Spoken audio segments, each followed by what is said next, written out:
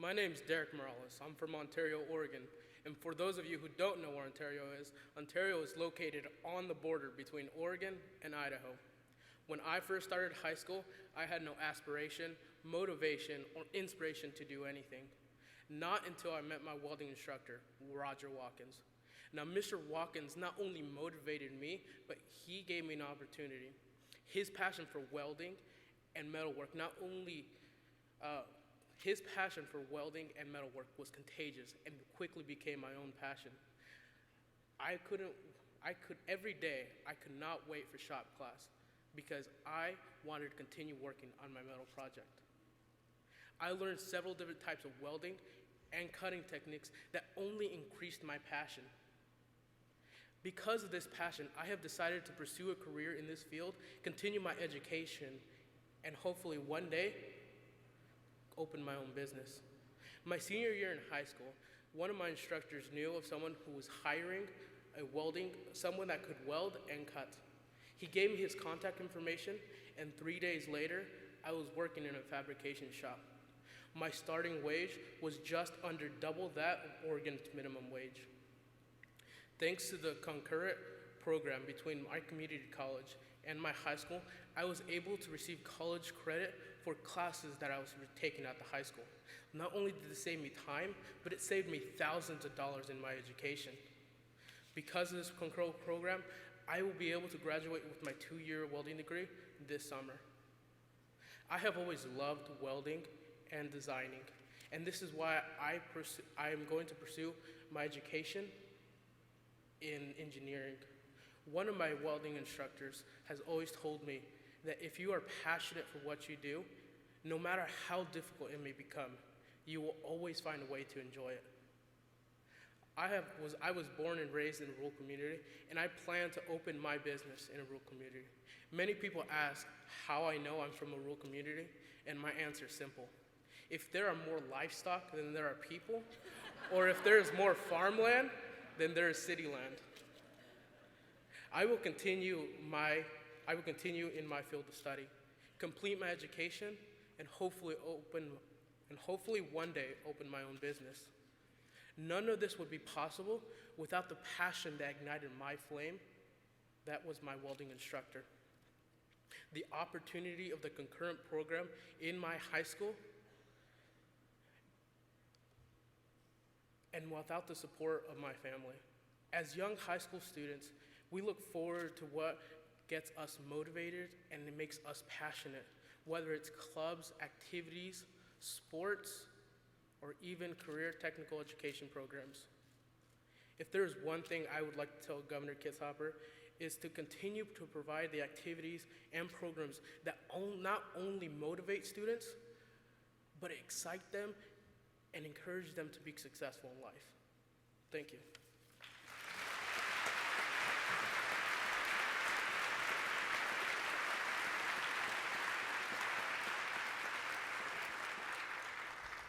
Good morning, my name is Michelle Cantor and I'm from Portland, Oregon.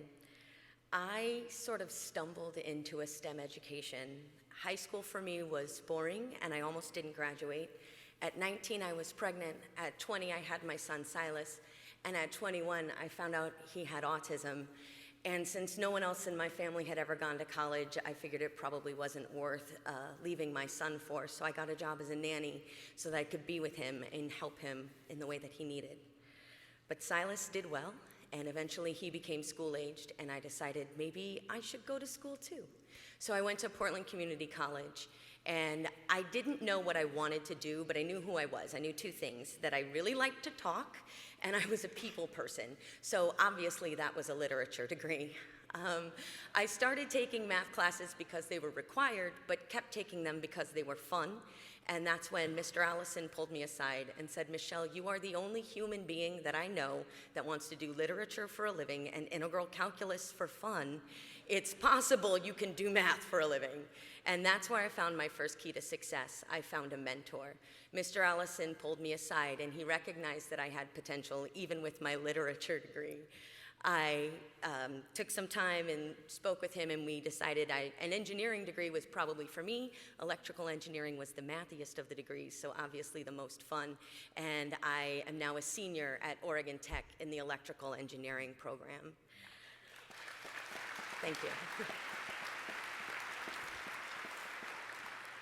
Oregon Tech was a good choice for me for many reasons, but one of them was I was able to stay in my family home, my son could stay with his support team, and I could keep my well-paying job as a waitress and provide for my family. However, after about a year, I hit a roadblock. I found it really, really difficult to memorize the wine menu during the day and then Newtonian physics equations at night, and I found that I was forced to make a decision: provide for my family with a living wage or do well in school. Thankfully, I discovered my second key to success, and that was an internship with Intel. I'm a permatern. I've been there for 2 years now, but I know that I don't just fulfill a lofty goal of Intel providing support for STEM students. I know that I make real contributions in a meaningful way, and in return, I'm given a real paycheck, and I can pay for and support my family.